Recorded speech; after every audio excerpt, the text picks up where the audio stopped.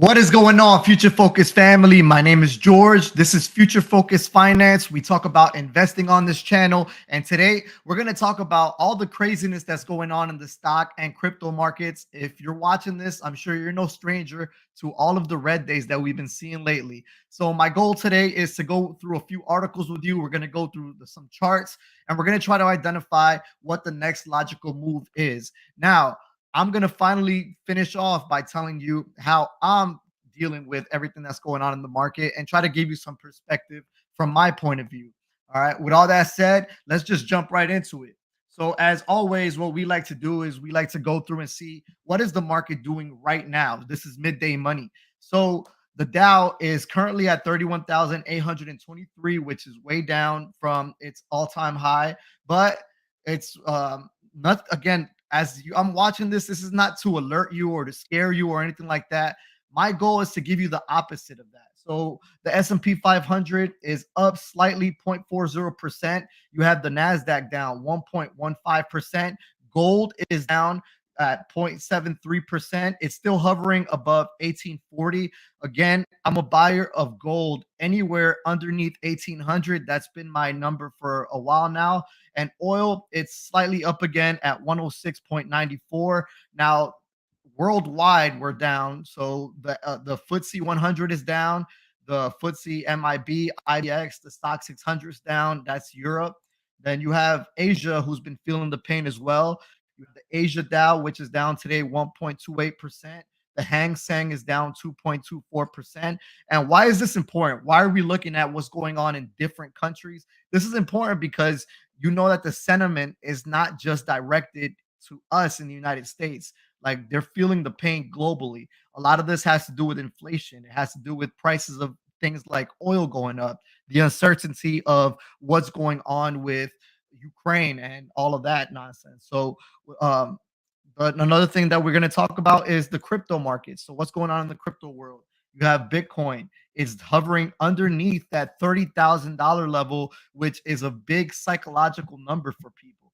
You have Ethereum, which yesterday was trading at about 1,800. I would not be surprised to see it hit anywhere around, that 1,500 to $1,000 level. Like, that would not be shocking to me at all at this point. XRP is trading at 39. We have Bitcoin Cash, Litecoin. They're all down in generalities. Up today, you can see Bitcoin Cash is up 10.93%. And the reason for this is because you have Tether, you have USDT that's been hit really hard, and people finally try to they learn that a lot of these stable coins are not as stable as has been as we've been led to believe. So what's next? So investors haven't begun to price in recession. Here's how far the S&P 500 could fall. So this is an opinion piece, but I think it's relevant. At 4,000, the recession odds embedded in the S&P are close to zero, said DataTrek co-founder Nicholas in a note emailed Tuesday. By our math, 50-50 odds of a recession equate to an S&P at 3525. The S&P 500, a stock benchmark, which we all know, it has the largest U.S. companies, has dropped more than 16% this year after closing on Monday at $3,991. That marked its lowest closing value since March 31st of 2021. So basically, if you invested in the S&P 500, which you could do through SPY or VOO, if you've done that anywhere since March, you're literally underwater right now. So the U.S. stock market has tumbled this year amid fears over high inflation, rising interest rates, the Russia-Ukraine war, China's COVID-19 lockdowns, and a slowing economy. If we do actually get to a typical economic downturn, that the S&P should trade for right around 3,000, according to Colas. So think about that. We're sitting slightly above 3,900, and this is saying that if we do hit a recession, we could be around 3,000. So that's kind of a big decrease from where we are right now. That's probably like another 15% decrease in the S&P 500. And that has a big impact on stocks all around. Why hasn't the S&P 500 fallen that much yet? Well, because of companies like Microsoft and Apple who have not been hit hard yet, but they take up a lot of weighting in the S&P 500. And Apple and Microsoft, they're owned by a lot of investors that are retail. They're also owned by a lot of funds, a lot of indexes, a lot of ETFs, and a lot of those don't really sell. So it's harder for those stocks to come down. So when you do see them come down 5%, which Apple did, that's kind of something to keep in mind. We're gonna look at the chart of the S&P 500. This is before we do that. This is the VIX right here. So we have the VIX. As you can see, when the first big dip came in the S&P 500 during the beginning of the pandemic, right before we went into lockdown or any of that, we had the VIX, the volatility index. It hit a high of 84.69. Now, since then, we have had some dips, like some big times that we've gone up, but it has not gone up that far. So you can see here, it went up to 44.60. Here in November of 2020, it went to 41. Here in February of 2021, it went to 35. Now, recently, it hasn't spiked as much as this. This means that the volatility, even though we're going down, the volatility in the market is not as bad as it can be, because we see here it has been horrendous. It's been horrible. Although here there was a lot more uncertainty in the market that was going on. So that's something else to keep in mind. All right. So um, let's take a look at Microstrategy, because they're a huge investor in Bitcoin. So MicroStrategy shares are tumbling as software firms Bitcoin bet sinks underwater. And one thing to keep in mind is that MicroStrategy just bought a lot of Bitcoin with margin, which means they took out a loan in order to buy more Bitcoin. So if Bitcoin hits a certain point, they're going to get what's called them as a margin call, and they're going to have to sell everything they have at a loss in order to pay back that loan. So MicroStrategy is now underwater on its Bitcoin holdings due to crypto market tumble. The enterprise software maker has a big bet on Bitcoin over the past 2 years with a cost basis of 30,700 per token as of March 31. Bitcoin traded just north of 2,800 per token on Tuesday morning. So again, if they hit about Bitcoin at 21,000 ish, they can be executed into a margin call. However, Michael Saylor, who is the CEO of MicroStrategy, one thing he did say is that they are willing to go all the way down to 3,000. And they said if they hit 21,000, they are going to be buyers again at the $21,000 level. So just keep in mind, they're not worried about it. That doesn't mean that maybe you should not be worried about it. What's the signs of a market that's not really the greatest concept right now? So GameStop surges more than 30% and is halted in odd trading. So AMC shares also pop. The reason this is relevant is that I believe since a lot of retail investors, especially the meme traders, have lost a lot of money on a lot of these stocks, one of the things that they're doing is they're looking for places where they can get those pops really fast and try to make up for some of those losses that they've had.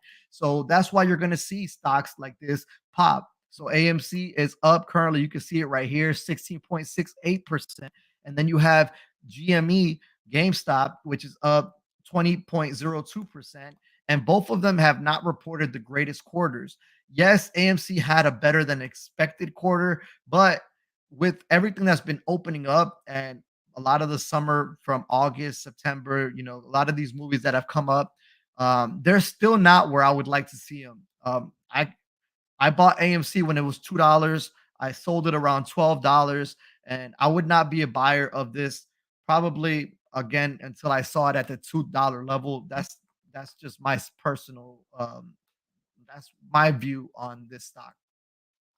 Cryptocurrency Luna, now almost worthless after controversial stablecoin is linked to losses. Um, and this is what I was talking about a little bit earlier. The Terra USD or UST have been dragged into the spotlight in the last few days after a so-called stable coin, which is supposed to be pegged 1-to-1 with the US dollar, fell sharply below to the $1 mark. It actually fell to like 50-cent mark, which is crazy because a lot of these are looked at as a place where you can put your money and it's not going to have the volatility that another cryptocurrency is going to have. So you can put your money in USDT or USDC and it'll stay stable. It'll stay at the $1 mark. You're not going to win a lot, but you're not going to lose a lot either. But this was proven false when this extremely fast came crashing down, and it has to do a lot to do with inflation. This USD, the Terra Luna is their other coin, which also crashed. Um, it's an algorithmic stablecoin which uses code to maintain its price at around $1 based on a complex system of minting and burning. A UST token created by destroying some of the related cryptocurrency Luna to maintain the dollar peg. Unlike rival stablecoins Tether and USD Coin, UST is not backed by any real-world assets such as bonds. Instead, the Luna Foundation Guard, a nonprofit created by Terra's founder Do Kwon, is holding about 3.5 million of Bitcoin in reserve. But in times of market volatility, such as this week, UST is being tested. Its peg has been lost, and now investors are rushing to dump the associated Luna token.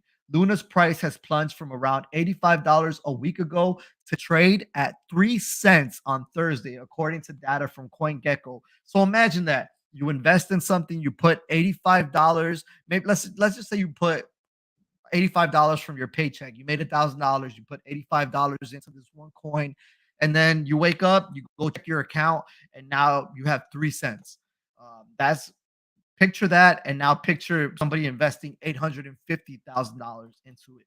And you can see how this starts to really impact a lot of people around the world. So I share this with you to let you know that things are not always what they seem. So just because something is painted to you as a stable coin or just believe in us, it's going to hold its value.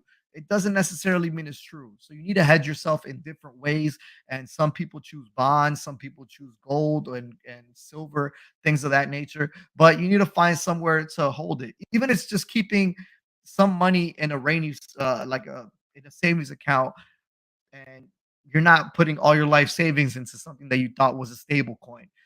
I know some people that had a lot of money into coins like these, and they're really feeling the pain right now. So what else we got? So the biggest stable coin losers dollars peg, as this is Tether, as we talked about, another coin that's feeling the pain. What else we got? Let's see. Citi urges caution. See U.S. equities exiting bubble territory. So some U.S. stocks have started exiting bubble territory, and returns from here will be muted, according to Citigroup Inc. strategists, as risk from monetary tightening and collapse in technology stocks mount. With the U.S. exiting bubble territory, this calls for caution on U.S. equity risk strategies, including Dirk Willer wrote in a note. They expect a subpar return from here and recommend favoring cheaper so-called value stocks over growth stocks. These strategists said that the U.S. stock market entered bubble territory in October 2020 and that most of the fraud has been concentrated in non-profitable American technology companies. Other global assets, including real estate, aren't triggering bubble warnings.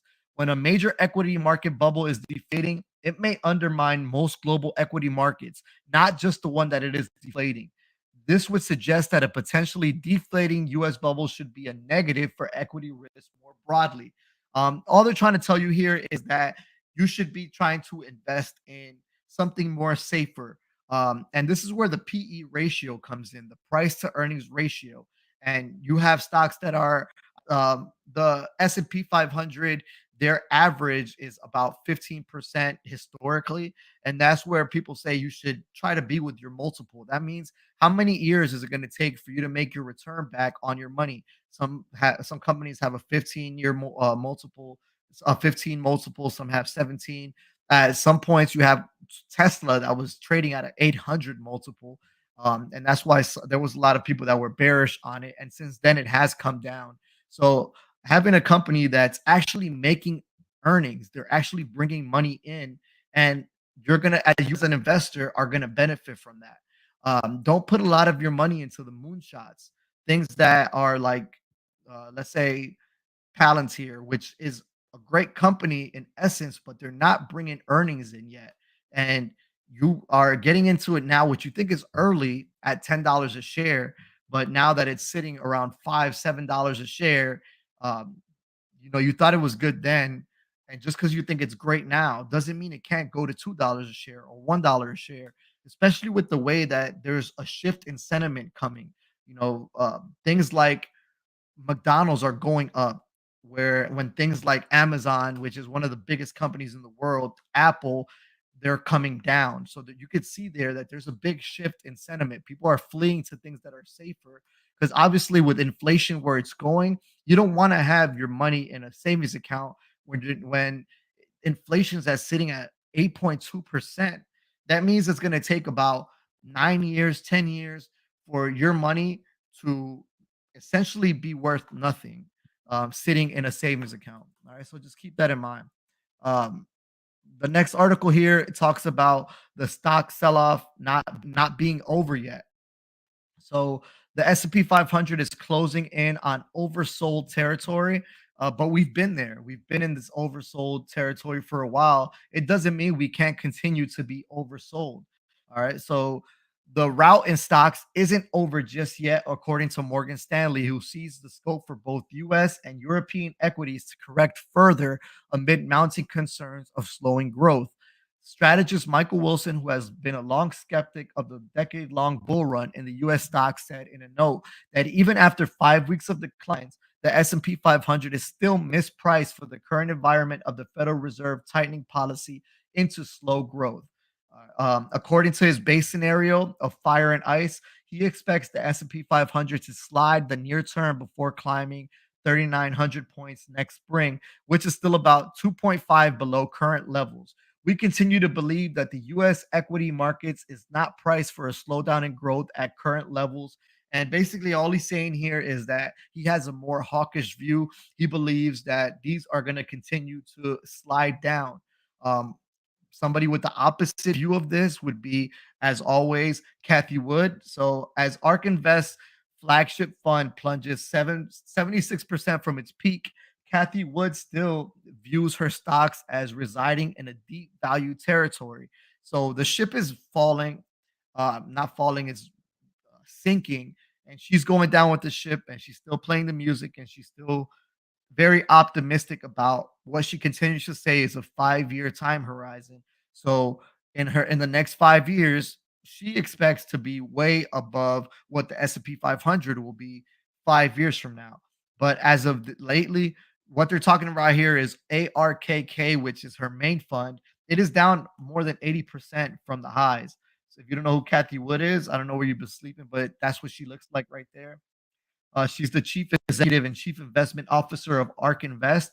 And the wheels have really come off the wagon of the stock market. And Kathy Wood's Ark Invest has arguably seen the most dramatic fall from its parabolic rise amid the current downdrift in markets. However, the S&P 500 hanging on to the precipice of a bear market, a decline of at least 20% from its recent peak, and the technology heavy NASDAQ nearly 30% crash from its peak, apparently haven't shaken Wood's belief that her strategy of targeting super growth tech stocks will come back into vogue. In Wednesday's tweet, the chief executive of Ark Invest Management was leaning into the notion that Ark Invest beating down suite of disruptive technology stocks represent a massive value of opportunity to would-be investors. So this is what she said. Stocks sold off after tech telecom bubble because the dream would not become reality for 20 to 25 years. Genomic sequencing, adaptive robotics, energy storage, AI, and blockchain technologies are realities. Their stocks seemingly in deep value territory. Those are the big five concepts that she likes to invest in, and she has a fund for each one of those. She also has a space fund, but where that one wasn't mentioned. Genomic sequencing, adaptive robotics, energy storage. Again, those are the five. Still, ARK stock market bets on disruptive innovation have tanked this year, even as the founder maintains that the fundamentals for most part have not deteriorated. Wood's Wednesday tweet came as shares of Ark's ARKK fund were down more than 70%, 76% as of Wednesday's close. So at one point they were up here sitting at 156.58, and they closed like they're 39 36.93. I remember it was about February of it was more around January of 2020, before the big crash happened back then. I saw ARKK and it was interesting, and it was sitting about $55 per share. And look at it now. I mean, a few years later, it's sitting below where it was even the pre-pandemic levels. So just something to keep in mind there. All right. So uh, let's see. Let's close here. So in closing, what am I doing? I'm just sitting on the sidelines. I'm looking at things. I see a lot of things out there that are starting to get interesting and are starting to look attractive. Um, and I'm not jumping in. I'm still up on a lot of stuff, and I'm down on some of those that I'm sure you may be down in as well if you invested in them, such as like Palantir and things like that. I'm not down much because I actually sell when I'm up 100%. I'm up 50%. I take some off the table just in case something like this happens. So I have a big cash position. I'm still building that up. I'm in no rush to jump in. I don't think the turmoil is over. Be careful for what's called a dead cat bounce. So just picture that in your head: a dead cat being thrown on the floor and bouncing. What's going to happen? It's going to hit the floor. It's going to bounce a little bit and then ultimately fall down and drop. Another way to put that is catching a falling knife. Let's say you bought Palantir at $30 or $20, and you're down a little bit, and you say, I'm going to buy the dip in this stock, and it goes to 15 and you buy a little bit more. And then it goes to 10 and you buy a little bit more. And then it goes to 7 and you buy a little bit more. Like, just be patient. If you would have just been patient, you could have bought it the second time at $7 and not be as far down as you are. So just keep that in mind. Like, don't be in a rush to jump in just because you got $100 and you have a concept in your mind that you want a dollar cost average every month. You don't have to put it in right now. You could hold on, wait, and look for that ideal time. Set some like crazy price points. If let's say Apple is at 145, say I'm not going to put a dollar into it until it's at 112. Disney, it was almost at $200, is now hovering slightly above $100. So you can say I'm going to buy Disney when it's at $95, $90, and jump on it when it hits those levels that you set for yourself. But don't even go all in when it hits those levels. Put a little bit in. Um, don't catch the falling knife. There's things that are going to look so attractive right now, but they're going to drop. Another thing is there's something called a bull trap where the stock market has been going down and going down. And I know you've seen it a few times where it'll go up. The market will finish in the green at 3% up on the NASDAQ or 2% up on the S&P 500. Some of your stocks are maybe up 15%, 17% that one day. And you're like, I got to jump back in. We hit a bottom. Do not be confused. Do not be gassed. Don't jump in. Don't make a career out of try to call tops and call bottoms. You're going to be a loser. Like, don't worry about calling the bottom. You may be wrong. Just because you see the stock, let's just say next week it's all green all week. It doesn't mean that the next 4 months are not going to be all red days all the way down. All right. And you're going to feel like a fool when you put your money in just to watch it all go down. Same thing with cryptocurrency. Like, some of these, you got to remember, Bitcoin went from 20,000 in 2017 to like under 3,000 in 2018. And, it shocked a lot of people back then. Don't think that can't happen now. A lot of that can happen. You saw it happen with the stable coin. It's supposed to be pegged at a dollar, it's supposed to stay at a dollar, and now it went down to 50 cents. So if you put your life savings into that, it literally got cut in half. And it takes a long time for things to double, and it doesn't take long for things to be cut in half.